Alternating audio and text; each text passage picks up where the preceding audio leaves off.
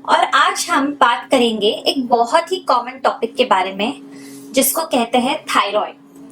हमारे शरीर में एक ग्रंथि है जो गले में पाई जाती है, जहां से कई स्राव या हॉर्मोन्स निकलते हैं।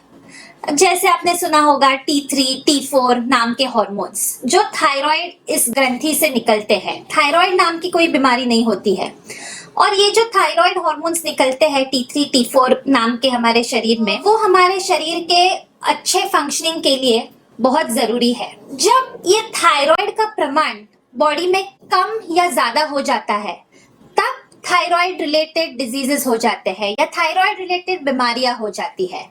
जैसे कि थायराइड हॉर्मोन्स या T3 और T4, ये हॉर्मोन्स थायराइड ग्रंथि से ज्यादा प्रमाण में बनने लगे तो इसको हम हाइपर थायराइड ग्रंथि ज्यादा काम कर रही है और ज्यादा प्रमाण में थायराइड हॉर्मोन्स बन रहे हैं।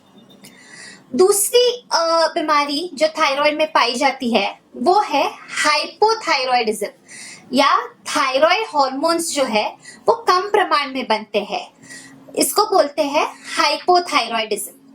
अब ये हाइपोथायराइडिज्म, तो हाइपोथायराइडिज्म में थायराइड हॉर्मोन्स सफिशिएंट क्वांटिटी में नहीं बन पाते और क्या क्या लक्षण दिख सकते हैं। इसमें कॉन्स्टिपेशन हो सकता है, वजन बढ़ सकता है, आपको ज्यादा नींद आ सकती है, बहुत थकान महसूस हो सकती है, या आपकी स्किन बहुत ड्राई पड़ सकती है, आप ठंडी नहीं सहन कर पाते हैं। तो ये सब लक्षण हैं हाइपोथायराइडिज्म के। हाइपोथायराइडिज्म एंटीबॉडीज के तैयार होने के कारण होता है। तो हमारे शरीर में एंटीबॉडीज बनती है। कभी कभी ये एंटीबॉडीज हमारे थायराइड ग्लैंड के विरुद्ध बन जाती है और थायराइड का फंक्शन कम हो जाता है, इसीलिए हाइपोथायराइडिज्म हो जाता है। और ये जो हाइपोथायराइडिज्म है, इसकी ट्रीटमेंट, इसका जो इलाज है, जो थायराइड हार्मोन हम बाहर से देते हैं, ये आपको जीवन भर लगते हैं। पर ये थायराइड हार्मोन जो बाहर से देते हैं होते हैं। आपको ये याद रखना है कि आपको ये थायराइड हार्मोन के डोसेस मिस नहीं करने चाहिए। अब हम बात करेंगे थायराइड के दूसरे बीमारी के बारे में जिसको हम हाइपर थायराइडिज्म बोलते हैं।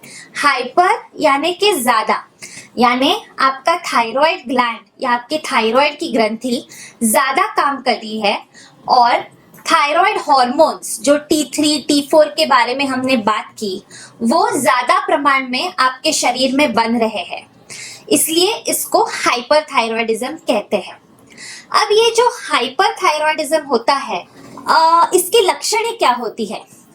इसके लक्षण ये होते हैं कि आपका वजन घट जाता है, आपको बहुत ज्यादा भूख लगती है, आप खाते बहुत ज्यादा हो फिर भी आपका वजन घट रहा है, आपको मोशन ज्यादा हो सकता है, बार बार हो सकता है, आपको पसीना बहुत ज्यादा आ सकता है, गर्मी ज्यादा लग सकती है, आपके दिल की धड़कनें तेज हो सकती है और आपके हाथ व शरीर कांप सकता है।